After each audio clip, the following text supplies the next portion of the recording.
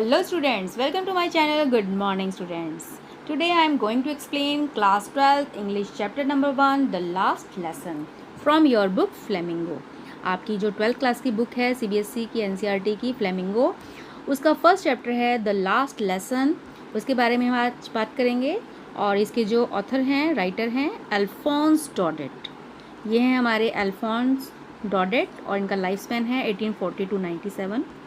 अब इनके बारे में थोड़ी सी जानकारी लेते हैं. Daudet join army to fight in the Franco Prussian war. Franco Prussian war 1870 में फ्रांस और जर्मनी के बीच में एक लड़ाई हुई थी और जो डॉडेट थे ये हमारे उसमें एक सोल्जर थे. France defeat had a profound impact and reflected in his stories. उनकी जो स्टोरीज़ हैं हमारे डॉडेट की, जो फ्रांस की जो हार हुई थी, पराजय हुई थी इस युद्ध में, तो उसका बहुत गहरा प्रभाव पड़ा था हमारे जो डॉडेट हैं उनकी स्टोरीज़ पर, उनकी राइटिंग्स पर. और इन्होंने एक मंडे टेल्स, इनकी जो स्टोरी का कलेक्शन था उसका नाम था मंडे टेल्स. उसका ये फ्रेंच नाम है countess due. A collection of stories published in 1873. 1870 में ये वॉर शुरू हुआ था, लड़ाई हुई थी जिसमें कि फ्रांस की हार हुई थी और जर्मनी जो था वो जीत गया था. और हमारे जो सोल्जर हैं ये डॉडेट, ये हमारे ऑथर भी हैं, एक बहुत अच्छे राइटर हैं. और उन्होंने 1873 में एक अपनी मंडे टेल्स करके स्टोरी का कलेक्शन लेकर आए थे जिसमें उन्होंने बताया था London's and show the change in the France Fortune through the eyes of a young boy. और इनकी जो कहानियाँ हैं, उनके कैरेक्टर होते थे, एक कोई भी यंग बॉय होता था और उसकी थ्रू फ्रांस की जो फॉर्चून है, फ्रांस का जो भविष्य है, उसके बारे में इन्होंने बताया है. और आज की हमारी जो स्टोरी है द लास्ट लेसन, इसमें भी इन्होंने एक यंग बॉय जिसका नाम है फ्रेंड्स, उसके माध्यम से इन्होंने बताया है कि क्या इम्पैक्ट हुआ था वहाँ पर सोसाइटी में, क्या सर्कमस्टांसिस थे वहाँ के फ्रांस के. तो चलिए चलते हैं अपनी स्टोरी की तरफ. Summary of the chapter the last lesson by Alphonse Daudet, class 12, Flamingo. The last lesson, written by Alphonse Daudet, narrates about the year 1870 when the Persian forces under Bismarck attacked and captured France. तो ये जो last lesson है ये लिखा गया है अल्फोंस डॉडेट के द्वारा और इसमें इन्होंने नरेट्स किया है, डिस्क्राइब किया है, बताया है किसके बारे में. द ईयर 1870, 1870 में जब पर्शियन फोर्स थी, जो जर्मनी की फोर्सेस थी अंडर बिस्मार्क, उनके जो चांसलर थे, मेन चांसलर जो हेड थे आर्मी के, उनका नाम था बिस्मार्क, उसके अंडर में उन्होंने अटैक किया था फ्रांस के ऊपर और फ्रांस को उन्होंने अपने कब्जे में ले लिया था. The French districts of Alsace and Lorraine went into Prussian hands. अब जो हमारे फ्रांस के जो डिस्ट्रिक्ट थे, जो शहर थे बड़े, तो उनका नाम था एलिस एंड लॉरेन. ये दो शहर जो थे वो पर्शिया के हाथों में आ गए थे क्योंकि उनकी विजय हुई थी, उन्होंने जीत लिया था फ्रांस के इन दोनों शहरों को, इन डिस्ट्रिक्ट्स को. द न्यू पर्शियन रूलर, जो पर्शियन जो रूलर थे, नए जो जर्मनी रूलर्स थे, discontinued the teaching of French in the schools of these two districts. अब जो ये दोनों डिस्ट्रिक्ट थे, फ्रांस के डिस्ट्रिक्ट थे, लेकिन जो पर्शियन रूलर्स थे उन्होंने वहाँ पर फ्रेंच भाषा को पढ़ाना बंद कर दिया था, डिसकंटिन्यू कर दिया था. द फ्रेंच टीचर्स, तो जो वहाँ पर जो फ्रेंच लैंग्वेज है उसको पढ़ाने वाले जो टीचर्स थे वहाँ पर, French teachers, were asked to leave. उनको वो शहर छोड़ कर जाने के लिए कहा गया क्योंकि अगर वो टीचर्स वहाँ पर रहते तो वहाँ के लोगों को वो फ्रेंच भाषा सिखाते रहते, तो इसलिए उन्होंने फ्रेंच टीचर्स को वहाँ से, उन दोनों शहरों में से जाने का आदेश दे दिया. नाउ एम हैमल, यहाँ पर एक मेन कैरेक्टर हैं एम हैमल. ये हमारे एक फ्रेंच टीचर हैं, ये स्कूल में फ्रेंच पढ़ाते हैं. 40 साल से ये इन शहरों में ये फ्रेंच लैंग्वेज को पढ़ाते आ रहे हैं. Could no longer stay in his old school. अब वो जिस स्कूल में, अपने पुराने स्कूल में पढ़ाते थे, तो अब उनको वहाँ पर और ज़्यादा टाइम रुकने की इजाज़त नहीं थी, उनको वहाँ से जाने के लिए कह दिया गया था, स्कूल छोड़ने के लिए उनको ऑर्डर दिया गया था. Still he gave the last lesson to his students with utmost devotion and sincerity as ever. तो इसलिए हमारा जो ये चैप्टर है द लास्ट लेसन, इस लेसन में वो अपने स्टूडेंट्स को, जो उनके स्टूडेंट्स थे जो फ्रेंच पढ़ने के लिए उनके पास आया करते थे उनके स्कूल में, तो उनको वो अपना आखिरी लेसन दे रहे थे और उनका जो ये आखिरी लेसन था, आखिरी जो उनका पार्ट था, वो बहुत ज़्यादा डिवोशन था उसमें, सिंसियरिटी थी, और भी ज़्यादा सिंसियरिटी के साथ, अपनी कुशलता के साथ, अपनी पूरी श्रद्धा के साथ, समर्पण के साथ उन्होंने अपना ये लेसन अपने स्टूडेंट्स को दिया, क्योंकि उनका ये लास्ट लेसन था और इसके बाद वो वहाँ से उस शहर को छोड़कर जाने वाले थे। तो यहाँ पर दिखा रहे हैं वो, देखो इस पिक्चर में, my children this is the last French lesson. तो अपने बच्चों को कह रहे हैं कि देखो बच्चों, ये आज मेरा आखिरी फ्रेंच भाषा का लेसन है। आई शैल गिव यू, जो मैं तुम्हें दे रहा हूँ, क्योंकि उस दिन के बाद वहाँ पर फ्रेंच लैंग्वेज थी जो वो उसकी टीचिंग डिसकंटिन्यू कर दी गई थी, तो स्टूडेंट्स को फ्रेंच लैंग्वेज नहीं पढ़ने दी जा रही थी, वहाँ पर उनको जर्मन लैंग्वेज पढ़ाई जाने वाली थी।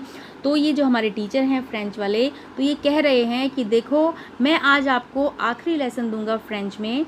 The order has come from Berlin, Berlin से ऑर्डर आ गया है, to teach only German in the schools of Alsace and Lorraine. Alsace और लॉरेन जो ये फ्रांस के 2 शहर हैं, 2 डिस्ट्रिक्ट हैं, इनमें सिर्फ जर्मन भाषा पढ़ाई जाएगी, इसलिए आज आपका फ्रेंच भाषा का ये आखिरी लेसन है। One such student of M Hamel friends, तो हमारे इसमें जो मेन कैरेक्टर हैं फ्रेंड्स, ये स्टूडेंट है हमारे एम हैमल के, और ये फ्रेंच लैंग्वेज सीखने आते हैं, ये स्टूडेंट हैं इनके। हु ड्रेडिड फ्रेंच क्लास, वो हमेशा आतंकित रहते थे, भयभीत रहते थे अपनी फ्रेंच क्लास से। क्यों रहते थे?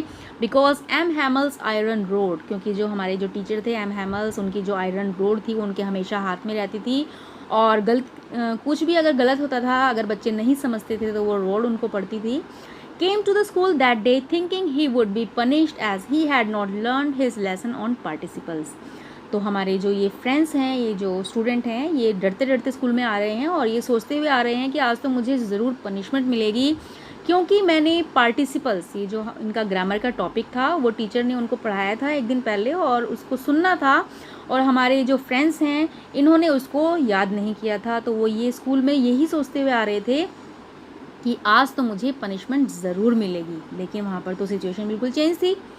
But on reaching school he found हैमल dressed in his fine Sunday clothes. अब जब वो स्कूल में पहुँचा फ्रेंड्स, तो उसने क्या देखा, जो टीचर एम हैमल थे उन्होंने अपने संडे वाले, जो संडे को उनकी जो ड्रेस हुआ करती थी, जो घर में संडे वाले दिन जो कपड़े पहने जाते थे, या फिर कोई स्पेशल ओकेज़न पर जो कपड़े पहने जाते थे, वो ऐसे कपड़े पहन कर आए थे, वो अपनी फॉर्मल ड्रेस में नहीं थे, वो इनफॉर्मल ड्रेस में थे।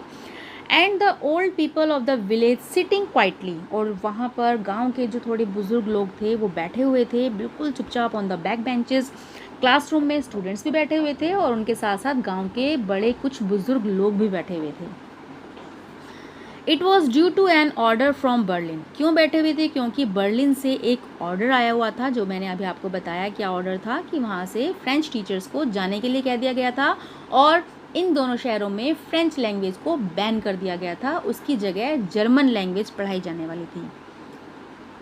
That was the first day when he realised for the first time.